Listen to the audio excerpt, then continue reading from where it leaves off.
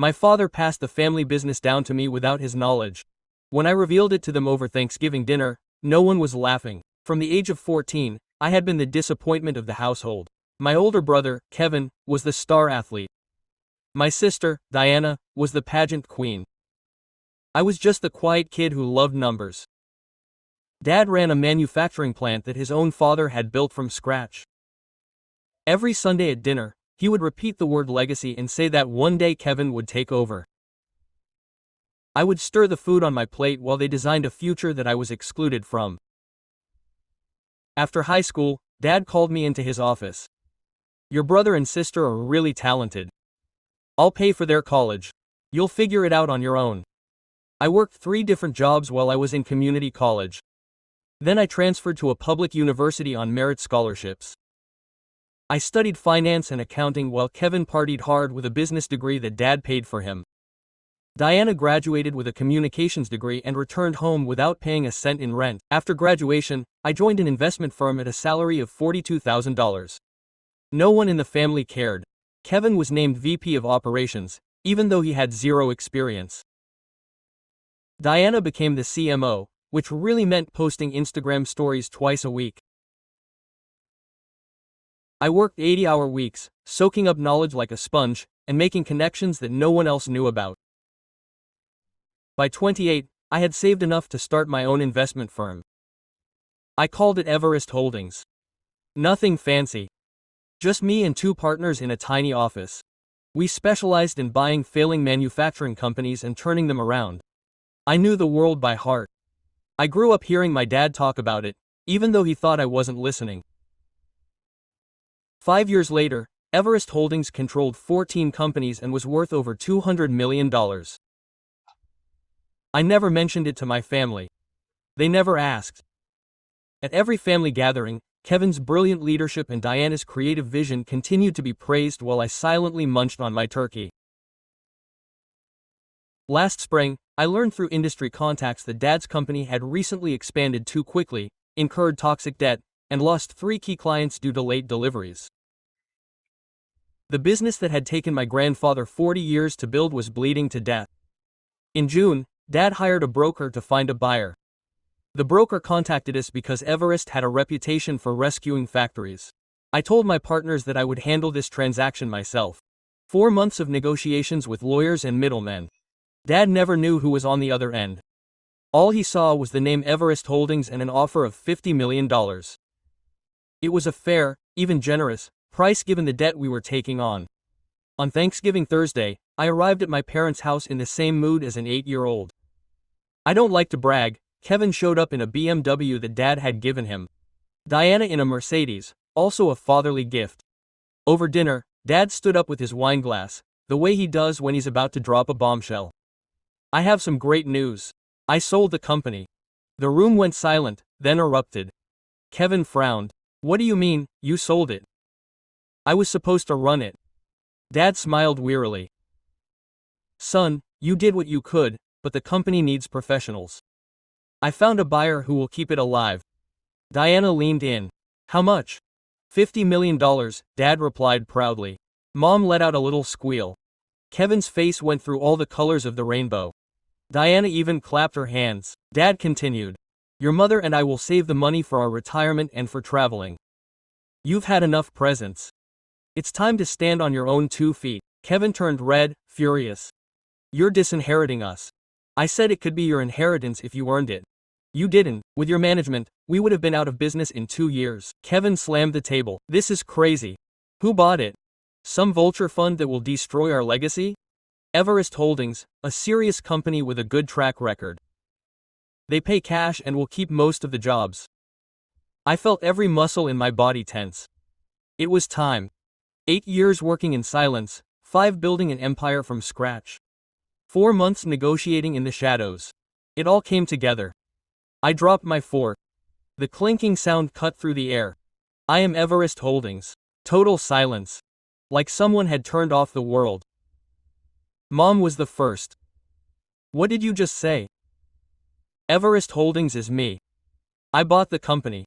I paid the $50 million. Kevin stood up so fast his chair fell over. "I'm kidding. Tell me you're kidding. I'm not kidding. For the last 4 months I've been negotiating with your lawyers, Dad. I've reviewed every contract. I've assumed every debt. It's mine now. Diana looked at me as if she were seeing me for the first time. You don't have that kind of money. I don't even know where you work. I work for myself. I founded Everest 5 years ago. We rescued struggling factories. We have 14 in our portfolio. We're worth over 200 million. Dad froze. Kevin screamed. Impossible. You must have used the last name or found rich investors. I pulled out my phone and slid it to Dad. Look for the CEO's name on every document you sign. My name is there. It's always been there. Dad took the phone with shaking hands. He read it, the color draining from his face. Mom whispered. Marcus. That's right. Kevin snatched the phone from him, read it, and turned purple. This is treason. You planned it all. I stood up, surprisingly calm. I didn't betray them, I saved them. The company was going bankrupt in 18 months at the most under your leadership, Kevin. Lost customers, unpaid debt, mistakes galore. Kevin walked around the table to me. My brother-in-law Carlos stopped him. Let go of me. This son of a stole my inheritance. It wasn't your inheritance, I replied. It was my grandfather's company, the one that my father built and that was dying because no one here knew how to run it. Diana chimed in. If you had so much money, why did you keep showing up like that, man? Why didn't you ever say anything? Quote. Because you never asked. In 8 years of family gatherings, not once did you ask what I did. They talked about Kevin, Diana, the weather, never me.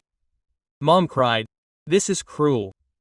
After everything we did for you, something inside me snapped. Or maybe it broke free. Everything you did for me. Denying me college while paying for their every whim. Giving them cars while I worked triple shifts. Appointing vice presidents without merit while I built everything from scratch. Dad exhausted. You didn't come to celebrate Thanksgiving. You came to humiliate us. I came because I'm still part of this family, even though you guys have been making me feel like I'm not for 28 years. Quote. Kevin let go of Carlos and pointed his finger at my chest. You'll give the company back, you'll unsell it. I'm not undoing anything. It's all legal. The money is wired. The signed papers are mine. I will sue you. Go ahead. My lawyers are better and I have more money for lawsuits than you will ever see. Dense silence. Diana burst into tears. I can't believe you're doing this to us. We are your family. Family is who supports you, who sees you, who celebrates what you achieve. You never did that. Mom stood up. I think you should go. I was leaving. I grabbed my jacket. No one spoke. Kevin looked at me with pure hatred. Diana was lying on her husband's shoulder.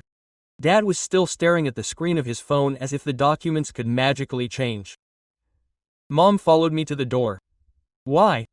Why like this? Her voice broke. Because they needed to know. They needed to understand that while they ignored me, I was building something much bigger than all their plans put together. Here's the complete text rewritten in Spanish in my own style, avoiding direct plagiarism and maintaining a length very similar to the original. I counted characters and adjusted it so that it was almost identical. None of the above nothing Kevin or Diana could have gotten, even with all the advantages they were given, could compare to this. I opened the front door. The icy November wind blew at my face. Are you going to take over the company? My mother asked from the doorway. Yes. I'm going to rescue it just like Grandpa would have wanted, just like Dad never knew how to do. I slammed the door shut. I walked to my car. My hands were shaking, but not from fear or guilt. They were shaking with relief. Decades of being the invisible son, the one left over, came to an end that night at that table. My cell phone vibrated. Message from Carlos, my partner. How did it all go? I answered what he already imagined. An absolute disaster. See you at the office on Monday. I started the engine. The warm lights of my parents' house were on in the rearview mirror. That impeccable facade that always hid the fact that I never really fit in there. I stepped on the gas. The ride to my apartment was silent. I put on some music, but I turned it off before the 5 minutes had passed. I needed to think. I needed to feel. Did I feel bad? Not really. Did I feel okay? Not free either. Not yet. When I got there, I made myself a coffee, sat down at my desk, opened my laptop and reviewed the final paperwork. The company that my grandfather built with his own hands was now mine, the same one I grew up hearing stories about, the one that Kevin almost buried through sheer ineptitude. The phone rang. Dad, I dropped it in the voicemail. It rang again. Kevin voicemail. Diana voicemail. Mom voicemail. That night I didn't sleep a wink after the fifth call, not because of nerves or remorse, but because my head wouldn't stop making plans. Monday was the real start as an owner. I had meetings with senior managers, important clients, and key suppliers. I was going to do things right, not out of hatred or revenge, but because it was the right thing to do. At 3 a.m., I turned on my phone again. 47 missed calls, 89 messages. I read a few. Kevin, you're a traitor. The family will never forgive you. Diana, please call me. We need to talk. It doesn't have to be this way. Mom, your father is devastated. Answer me. And one from Dad, one who stopped my finger. I need to understand when you became a stranger. I didn't respond to any of them. Instead, I drafted an email to the lawyers to get the final paperwork done, another to the entire Everest Holdings team announcing the acquisition, and a third to the employees of the family business introducing myself as the new owner and guaranteeing continuity. The sun began to rise on the Friday after Thanksgiving. Most of them would be hungover from turkey and hugs. I was awake designing how to resurrect a legacy. My phone vibrated again. Unknown number. I'm Roberto Mendez, plant manager. I worked with your grandfather for 30 years. I just wanted to tell you how proud he would be of you. See you Monday, boss. I smiled. It was probably the first genuine smile in 24 hours. This was just the beginning. I arrived at 6:30 a.m. on Monday. The parking lot was empty except for two cars, Roberto Mendez's and Carmela's, the longtime accountant. I went straight up to the offices. The door to the conference room was open. They were already reviewing paperwork. Good morning, I said. Roberto stood up immediately and extended his hand. Officially welcome, sir. Just my first name, please. No, sir, I shook his hand. Carmela smiled. Your grandfather said exactly the same thing. He hated titles. I sat with them. The next hour was a reality check. Worse than I imagined. Kevin had hidden millions in losses on 3 separate projects. Diana had burned through $140,000 on an Instagram campaign that didn't sell a single screw. The reports my father saw were pure fantasy. Was Dad aware of this? I asked. Roberto shook his head. Kevin showed him doctored numbers. When some of us tried to tell him the truth, he threatened to fire us. And your father wanted to believe that his eldest son could. Sometimes parents only see what they need to see. Carmela handed me a thick folder. Here are the real numbers. 3 clients have already announced that they won't renew. Industrias Garces, Metallurgica del Norte, and Sistemas Vanguardia. Kevin promised them ridiculous discounts. I made a mental note of the names. I knew the 3 owners personally. I had met them at trade shows. They never knew I was part of this family.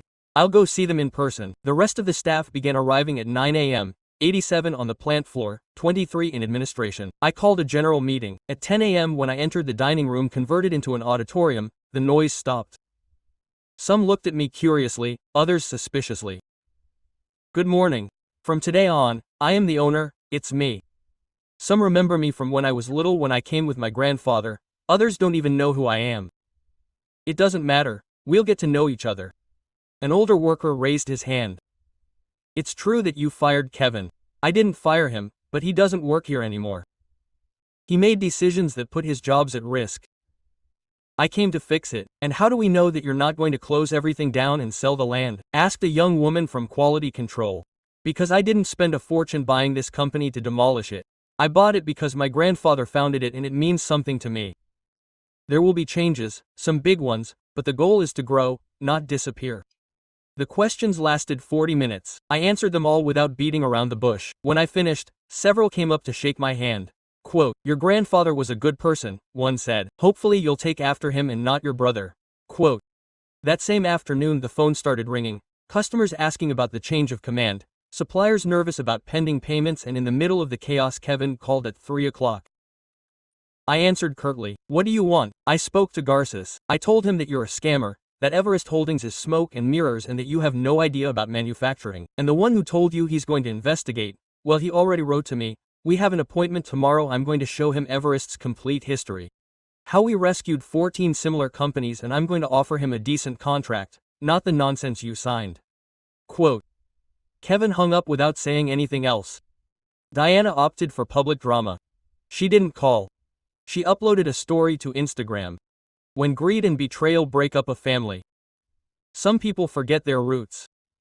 340 likes in 2 hours and comments from her friends making me out to be a villain. I didn't answer. I didn't upload anything. I didn't justify myself. That night Carlos called me. How are you? Kevin is trying to boycott me with clients. Diana plays the victim on social media and my parents still haven't shown up. Are you surprised? No, but it's still cooking. Do you want Anna and I to fly tomorrow?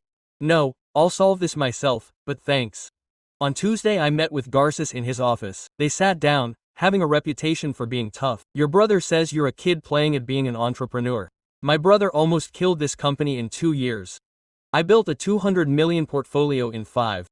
Here's everything audited. He read silently for 3/4 of an hour. He closed the folder.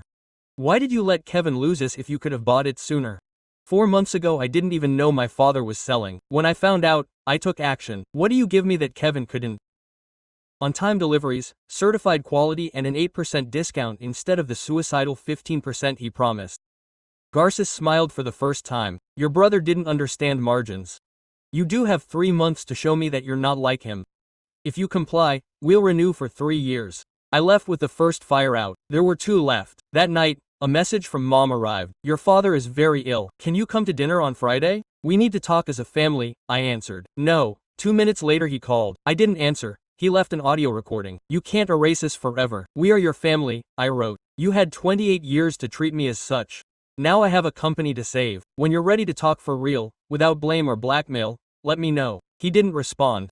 The rest of the week was pure fire, renegotiating with suppliers, brutal budget adjustments, firing 2 managers who had covered up Kevin's disasters. On Friday, the confirmations I was waiting for arrived. The metallurgical company in the north was renewing its contract. 2 of the 3 lost clients had returned. Roberto entered my office with a cup of coffee. Excellent work. Only one more. You'll make it. You have something Kevin never had. What? Respect for work. Your grandfather had it. Your father misplaced it at some point. Kevin never had it. I accepted the coffee. Thank you very much. That night, as I was reviewing financial reports, my cell phone rang. Dad, this time I answered, what do you need? Silence on the other end. Then I heard his tone, which was quieter than usual. I need to understand how this happened. How did you get this way without me knowing? It happened because you were too busy watching Kevin and Diana. I was there. I was always there, you just didn't watch. Dad fell silent. I could hear his ragged breathing. We'll talk when you're ready to really hear, I hung up. The company was starting to rebalance, but the family core remained fractured, and I wasn't convinced I wanted to fix it. 3 weeks after I took over as owner, Sistemas Vanguardia agreed to meet with me. It was the third and final major client Kevin had lost. The CEO was Miguel Santoro, a man famous for not giving second chances. Kevin had kept him waiting for 2 months for shipments, 2 months of delays, excuses, and empty promises. I arrived at his headquarters with Roberto. We had samples of excellence, workable schedules, and an offer we could honor. Santoro wasted no time on formalities. Your brother cost me $300,000 in lost production. Why should I trust you? Because you're not my brother. Here's my track record with Everest Holdings. 14 companies acquired. No delays in supplies in 5 years. Verifiable references. I showed him agreements fulfilled. Opinions of others' buyers, credentials of excellence that Kevin never deigned to obtain. Roberto added, I've been manufacturing in this factory for 30 years. With Grandpa, there was never a delay. With Father, there were few. With Kevin, they were common. With him, we returned to Grandpa's criteria. Quote, Santoro scrutinized each piece of paper. He took an hour, then finally looked up. 3 months of testing, just 1 delay, and the deal was off forever. There will be no more delays. We left that meeting with the last buyer back. In the car, Roberto patted me on the shoulder. The 3 key customers are back. In less than a month, your grandfather would be pleased. That afternoon I gathered the entire staff. I stood before them in the factory area. I announced the positive news. We have state-of-the-art systems back. The 3 main buyers have returned. This means permanent employment. It means their positions are protected. The applause was genuine. I saw expressions of relief, households that were counting on that income, people who had worked here for decades. But this is not enough. I continued. We will implement advances in quality inspections, training, incentives for achievements. This company will do what my grandfather imagined it would be. After the meeting, several workers approached me. They expressed gratitude. They told me how Kevin had treated them. How Diana never memorized their names. How their father stopped visiting them at the factory 5 years ago. An experienced welder named Ernesto intercepted me at the exit. Your grandfather came to the plant every day. He knew our names, those of our children. Kevin never came down, except to reprimand us when something went wrong. I will come, not every day, but I will be present. That is all we ask for. A leader who understands our work. That night, while I was analyzing economic forecasts in my office, I received a call from Dad. It was almost 11 at night. I need to see you. Can you come to the residence tomorrow? For what purpose? To talk. Without your mother, without Kevin or Diana, just you and me, what do you want to talk about? From the firm. How did you achieve all this? Okay. Tomorrow at 6 p.m. The next day I arrived at my parents' home. Promptly at 6, Dad opened the door. He looked exhausted, older than I remembered. Your mother went out with Diana. Kevin, don't you know you're here? We entered his office. The walls were covered with images of the company, of Grandpa at the opening, of Dad inaugurating extensions, of Kevin at company events. Not a single image of me. Dad settled down behind his desk. I remained upright. When did it all start? Everest Holdings asked. 5 years ago. I saved up for 3 years by working 80 hours a week. I found 2 allies who believed in my project. We started modestly. How did you absorb so much about production from listening to you? Every meal where you spoke about the firm and thought I didn't pay attention. Every story from Grandpa, every inconvenience you mentioned, I absorbed completely. Dad was speechless. He was fiddling with a pencil on his desk. I never imagined you would. His face faded. What? That I had ability? I know. You made it clear when you said Kevin and Diana had real ability and I had to fend for myself. That was a mistake. It was worse than a mistake. It was a choice. You chose them over them time and time again. Dad massaged his face with both palms. When he looked up, there was something different in his eyes. Regret. Kevin was my firstborn. The eldest is supposed to inherit. That was the custom. Grandpa didn't start this company with customs in mind. He started it with effort and excellence in mind. Kevin lacked both. I knew it. I found out after the first year, but I kept waiting for him to grow, to mature. What about me? Did you ever expect me to grow or mature? Honestly, I didn't think much about you. You were easy. You didn't cause any conflict. You got good grades. You just got a job. I just thought you didn't need me. We all need our parents, some of us just learn to survive without them. The silence stretched out between us. Dad opened a drawer and pulled out a folder. He pushed it toward me. What is this? Financial statements. The real ones, the ones Kevin hid from me. I've already looked at them. Carmela showed them to me the first day. So do you know how close we came to collapse? I know. That's why I paid a fair amount instead of waiting for the company to be worth less. Dad nodded slowly. I read about Everest Holdings. I did some research after Thanksgiving, articles in business publications. Interviews with you that I'd never seen, a profile in Forbes from the previous year. And I don't understand how I didn't notice, how I didn't perceive that my own son was building an empire while I was celebrating every little step Kevin and Diana took, while you bought them vehicles and gave them undeserved positions. Yes, I finally sat down, not in the armchair at his table, but on the couch to the side. I needed separation. What is the point of this conversation, Dad? What do you yearn for? I want to understand, and I want to. His voice wavered slightly. I want to know if there is a way to repair what I destroyed. I don't know.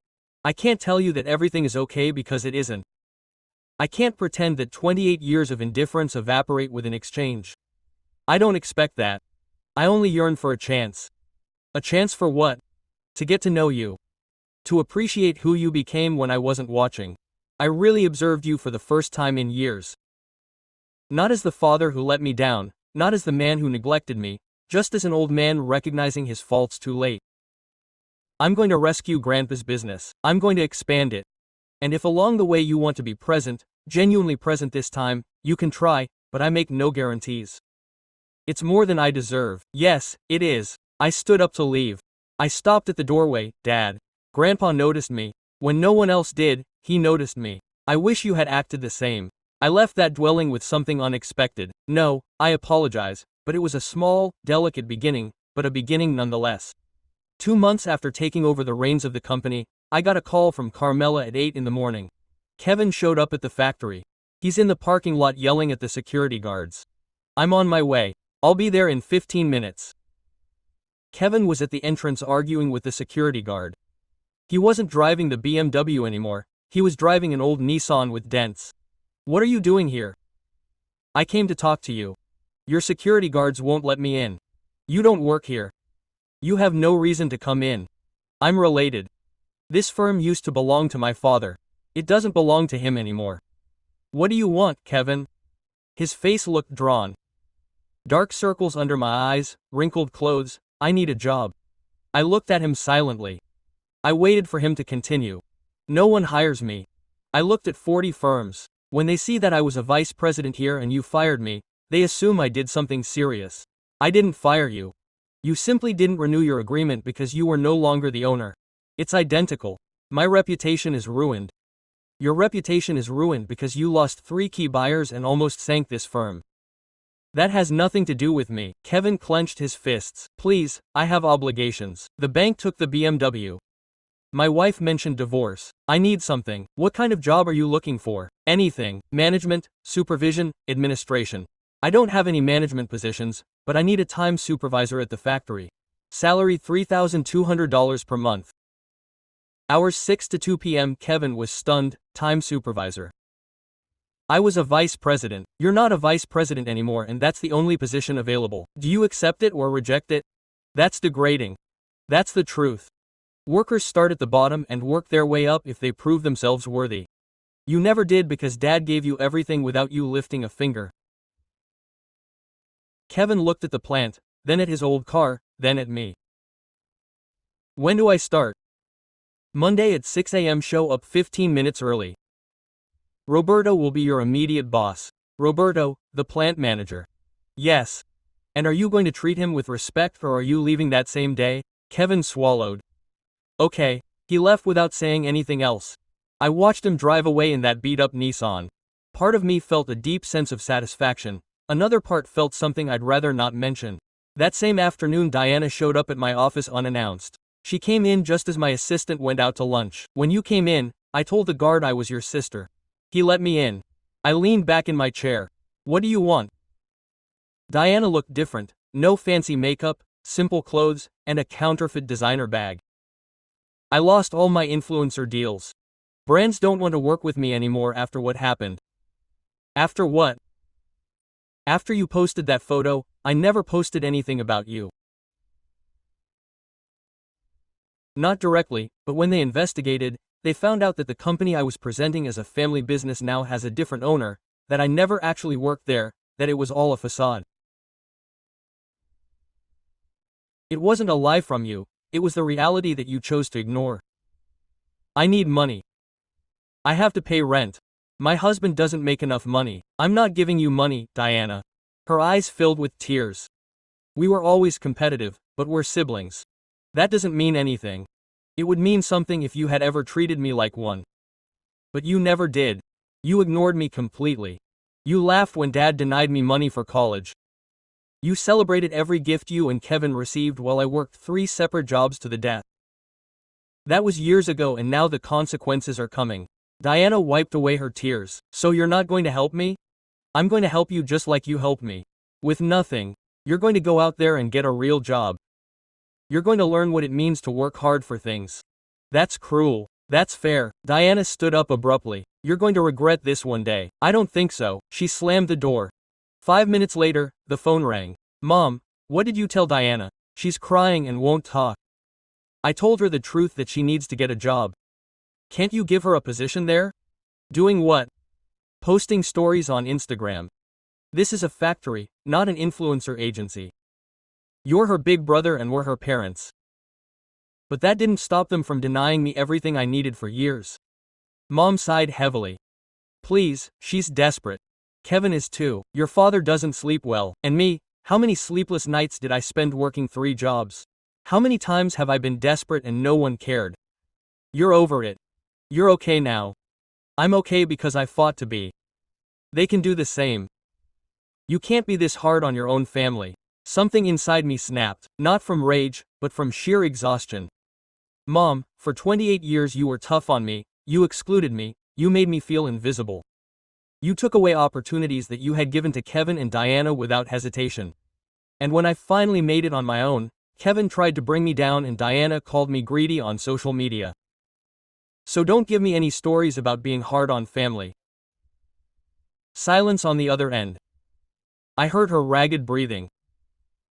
We made mistakes, her voice cracking. I made mistakes. We didn't see you. We didn't value you and now I see what we lost. It was the first time Mom had ever admitted something like that.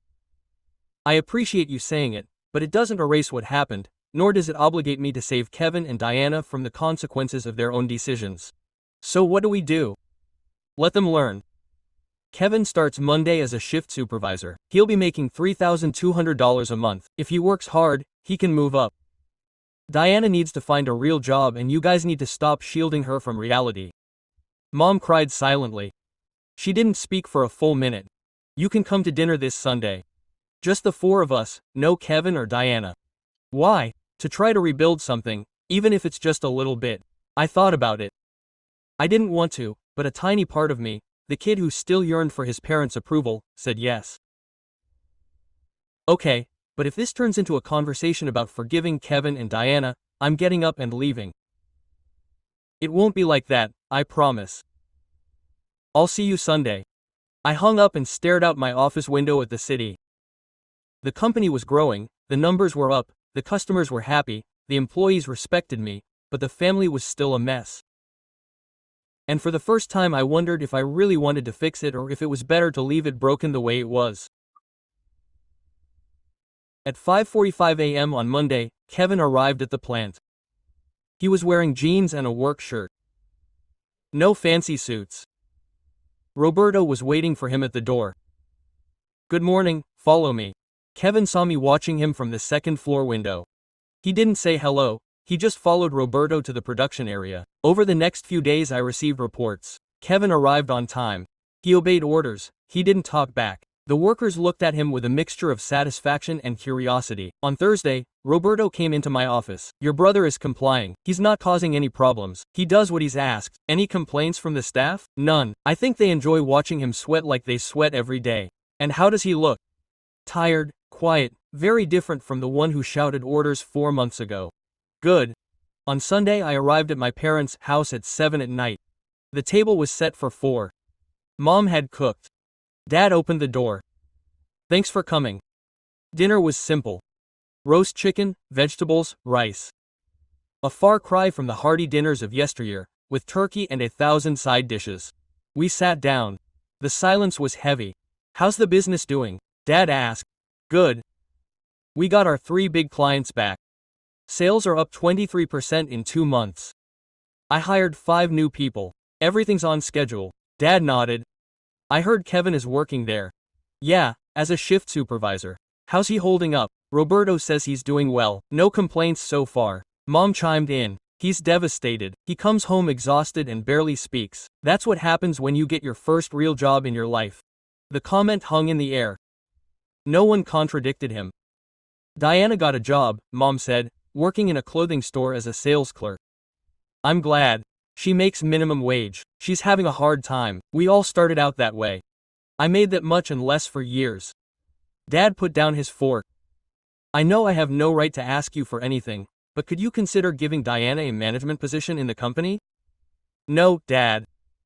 Diana is 26. She's never really worked. She squandered $140,000 of the marketing budget on pointless campaigns while she was here. I'm not hiring her out of pity. It's not pity, it's family. Family doesn't entitle you to a position. Merit does. Mom started to cry softly. It's so hard to watch my kids suffer. I stood up from my chair. If this is what I was invited for, I'm leaving. Wait, Dad said, please. I remained standing. You're right. We shouldn't ask for that. Your mother and I are trying to accept that things have changed, that you've changed the entire family dynamic. I didn't change anything, I just stopped accepting being the invisible one. Dad wiped his eyes. For years I believed Kevin was my legacy, the one who would continue what I built, but he never could. And while I pushed him to do something he wasn't, I ignored the son who did have what it took. I sat back down, not because I forgave him, but because I sensed sincerity in his words. When did you realize? When I read about Everest Holdings, when I saw your picture in Forbes, when I understood that in 5 years you had built something bigger than what I had built in 30, and you did it without my help, without my approval, without anything from me. Grandpa did see me. I said, when I was a kid, he could tell if I paid attention to his stories, if you would explain things to me, if you would ask my opinion. No one else did. Dad nodded. My father always said you were special. I thought he said that because you were the little one. Now I know he saw what I didn't. Dinner continued, this time with more genuine conversations. Dad asked about business strategies. Mom asked about my private life with real interest. Not out of obligation. Before I left, Dad stopped me at the door. I can tour the plant, see how it is now. Do you promise not to interfere? Not to try to tell me how to run things? Promise. The following Wednesday he showed up at 10 a.m. I met him at the entrance. We go on the tour. We walk through production. The workers greeted him with respect, but no longer with the reverence they had before. Now I was the boss. Dad noticed the new machines, the reorganized areas, the quality controls that had never existed before. This is different. Efficiency is up 35%. Waste is down 40%.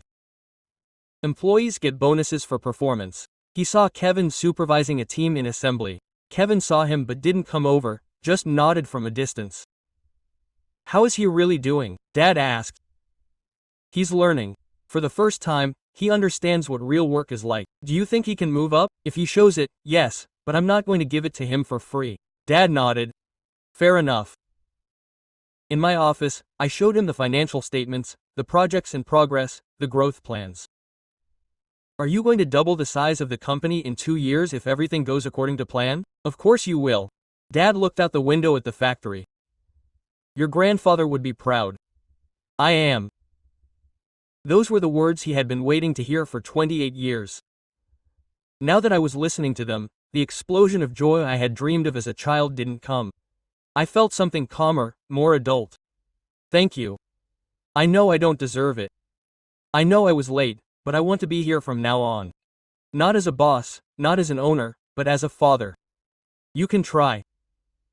Dad left an hour later. When I went down to the plant, Roberto stopped me. Your father talked to Kevin. I saw him crying. What did he say? I have no idea, but then Kevin returned to work with more focus. That night I received a message from Kevin. Thank you for not leaving the company. Grandpa loved her with all his heart. You are respecting her. I didn't answer right away. I left it on read for several hours. Finally I wrote, show up on time tomorrow. Roberto has a special project that needs careful supervision. His reply came instantly. I'll be there. The family wasn't fixed. Maybe it never would be completely, but small cracks had appeared in the walls that separated us, and for the moment that was enough. 6 months later, the company was worth $75 million. We had gained 8 new clients. We expanded our facilities. We hired 40 more people. Forbes asked me to interview them for their Young Entrepreneurs issue. The magazine landed on my desk on a Tuesday. My picture was on the cover, with the headline, The Forgotten Son Who Built a Manufacturing Empire. Roberto walked into my office, smiling. You saw Kevin ask for a raise, and he's serious. Yes, after 6 months as a supervisor, he wants to move up to area coordinator. He wants to make $4,200 instead of $300. How about that? He's done a good job. He shows up early. The employees respect him now. He's not the arrogant guy he used to be. Give him the raise and the job, but make him understand that he earned it, not that I gave it to him. That afternoon, Kevin came to my office. He knocked on the door before entering. Roberto gave me the good news. Thank you. Don't thank me. You earned it. Kevin sat down without being invited. He looked different, thinner, his hands hardened. There was no trace of the pampered vice president anymore. These 6 months have been the hardest of my life and the most necessary. Did you learn anything? I learned that Dad did me a huge disservice by giving me everything. I never knew what it was to really work. I never understood what it meant to deserve things. The workers hate me less now because they finally see that I can do the job like they do. That was all I asked for, mutual respect. My wife left me 2 months ago. She took the furniture and half of my savings. I'm sorry, don't be. She married me for the money and the status. When that disappeared, so did she, but I'm okay. For the first time in years. I'm building something real. We were silent for a moment. Do you think we can ever be real brothers? Kevin asked. I don't know, but we can try. Kevin nodded and left. 5 minutes later I got a call from Diana. Can I come over and see you? Why? To show you something. She arrived an hour later. She was wearing the uniform from the store where she worked. She pulled out her phone and showed me a screenshot. I got promoted to floor supervisor. I earn 2 Sim 100s a month now. Congratulations. It's not much, but I did it all by myself. No one gave it to me, and it feels different. This is what real success tastes like. Diana put her phone away. I was an idiot to you for years. I painted you as the bad guy on social media. I told everyone you were greedy and that you betrayed us. I know. I saw the posts, deleted them all, and posted an apology. I explained that I was wrong, that you saved the company that Kevin and I almost ruined. You didn't have to do it. I did because it was the right thing to do and because I finally understand that the world doesn't owe me anything just because I'm pretty or nice. She left after that. There were no hugs or tears, just a heartfelt conversation between two people who were learning to respect each other. On Sunday, there was a family dinner. This time Kevin and Diana were invited. We all arrived on time. The table was set simply. Mom had cooked without a caterer. Dad opened a bottle of plain wine. I want a toast, Dad said, raising his glass. We all raise ours. To my son, the one who achieved what I couldn't, the one who saved my father's legacy, the one who taught us that value isn't inherited, it's earned. Let's toast. Kevin and Diana looked at me with something I'd never seen them do before. Genuine respect. Dinner was spent in normal small talk. Kevin talked about a project at the plant. Diana told a funny story about the store. Mom asked about my love life. Are you seeing anyone? Yes. Her name is Andrea. She's an industrial engineer. I met her at a conference. It's serious. It could be. Let's take it slow. Mom smiled. I'd like to meet her. When the time is right. After dinner, Dad asked to speak privately. We went into his office. This time I noticed something different. There was a new photo on the wall. My Forbes photo. I framed it the day the magazine came out, Dad said. I wanted it to be here with the other family photos where it always should have been. Thank you. I've been thinking about something. The company belonged to my father. It passed to me. Now it's yours. What name are you going to give it? It already has a name. Manufacturer Ortiz. As always. Aren't you going to change it to Everest Holdings? No, Everest Holdings is my empire. But this company is my grandfather's legacy. It deserves to keep its name. Only now it will be what he dreamed it would be. Dad hugged me. It was the first real hug in years. 2 months later, the industry magazine invited me to give a keynote address. The topic was rescuing family businesses in crisis. During my talk, I talked about the company, how I saved it, the mistakes that almost sank it, and what legacy really means. Legacy is not what you receive. I said to 500 businessmen. It's what you build. It's the respect you earn. It's the difference you make. My grandfather built a company with honest work. My father sustained it for decades. My brother nearly destroyed it. I rescued it. But the real legacy isn't the company, it's what we learned along the way. The audience applauded. When I finished, several businessmen approached me. They wanted advice. They wanted to hire Everest Holdings to save their own companies. Waiting for me in the lobby were Dad, Mom, Kevin, and Diana. They had come to listen to me. "You were brilliant," Mom said. Dad just nodded, but in his eyes I saw something I had waited for my whole life. True parental pride. That night in my apartment, I looked out the window at the city. I had a thriving business, a family that was imperfect but mending its roots, a promising relationship with Andrea. And finally, after 28 years, I had something more valuable than any of that. I had peace, not because my family approved of me, not because Kevin and Diana had learned their lesson, not because Dad finally saw me, but because I saw myself and built something that no one could take away from me.